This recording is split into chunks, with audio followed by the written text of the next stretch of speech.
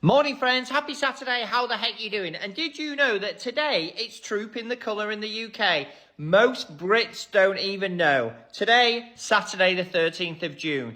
Troop in the Colour in the UK used to be something that was looked at as national pride.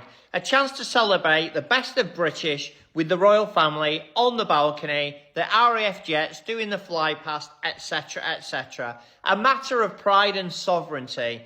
Most people don't even know this is happening today.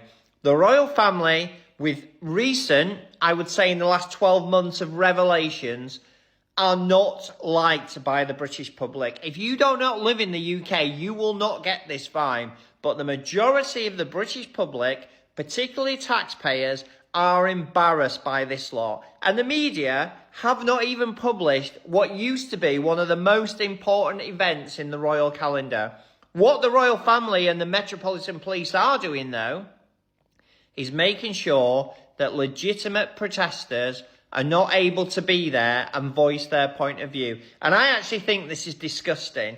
It takes a year to plan this thing, and this was announced with less than 24 hours notice. So Republic, all those people that represent millions of others with a voice, will not be able to attend the main event and will not be shown on TV cameras. This is North Korean levels of censorship to the highest degree. We need universal change in the UK where people's voices are heard and action is taken after those voices are heard. This government do zero. They talk a lot, they do nothing. They've not delivered anything, they can't point at anything they've delivered successfully that's changed the life of Brits. And it's time for change. Thanks, Martin, for that insightful analysis on this. You know what's funny? Every year we're told certain royal events are the biggest thing in the country, historic, important, a must-watch. Then the event happens, and what does half the media end up talking about? Harry and Meghan. Again. At this point, it's becoming comedy. You've got a parade taking place, you've got royal coverage everywhere, you've got commentators trying their hardest to convince everybody this is the story of the year. Then somehow, the conversation circles right back to the couple living thousands of miles away in California. Make it make sense. If the main attraction is really that exciting, why does the discussion keep drifting toward the people who aren't even there? That's the part that cracks me up. It's like promoting a concert all month and then spending the entire show talking about the singer who left the band years ago. At some point, people start noticing, and regular people notice everything. The average person is sitting there worrying about rent, groceries, bills, school fees, fuel prices, and keeping their head above water. So when they hear endless speeches about tradition and ceremony, many of them naturally ask a simple question. Okay, but what does this actually do for me? That's not hate, that's a fair question, because ordinary people judge value differently. They look at results, they look at impact, they look at what somebody builds. That's why Harry and Meghan still attract so much attention.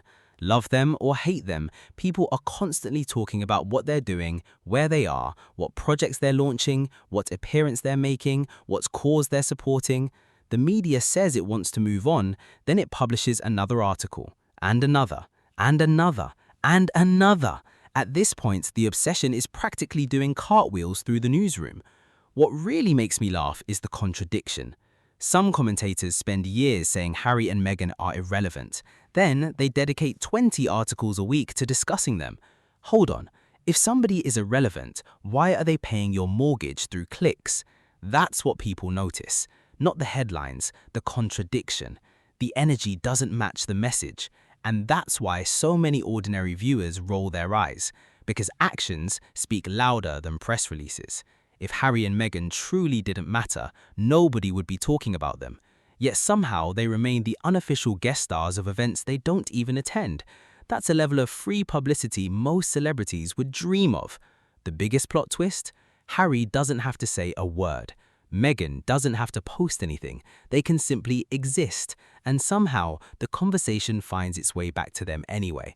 That tells its own story, and the media keeps telling it for them.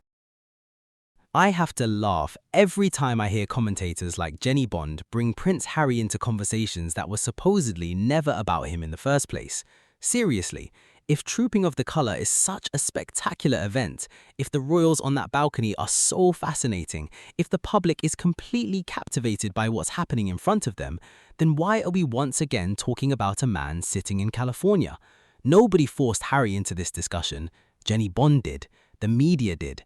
And that's what makes the whole thing hilarious.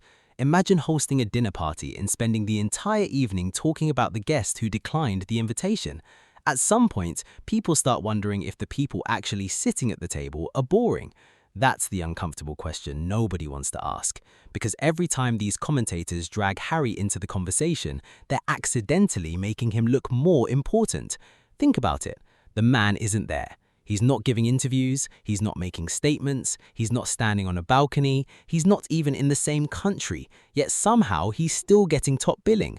How does that happen? What really cracks me up is that they keep insisting everyone should focus on the working royals. Okay, then focus on them. Nobody's stopping you.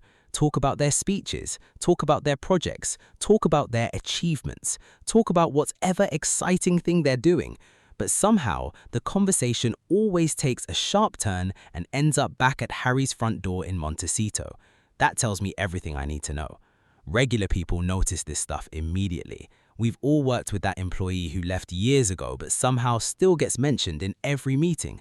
We've all seen that ex who moved on while everyone else keeps talking about them. We've all watched a friend leave a group chat and somehow become the most discussed person in it. That's the energy here. And honestly, the constant obsession is starting to become the entertainment. Because if the stars of the show were truly carrying the show, nobody would need to keep mentioning the guy who left. The irony is incredible. The more they tell people to stop paying attention to Harry, the more they talk about Harry. The more they insist he's irrelevant, the more headlines they create around him. The more they claim the spotlight belongs elsewhere, the more they drag that spotlight right back to California. At this point, Harry doesn't need a plane ticket, he doesn't need an invitation, he doesn't need a balcony. His absence is doing more media work than some people manage while actually attending. And every time another commentator brings him up during an event he's not even attending, they're proving the exact points they're trying to deny. If you want people focused on your royals, then focus on your royals. Stop turning Harry into the unofficial headline of every royal event and then acting surprised when people notice. Every time I hear the phrase working royal, I can't help but laugh a little. Not because I'm trying to be rude, because regular people hear that phrase very differently.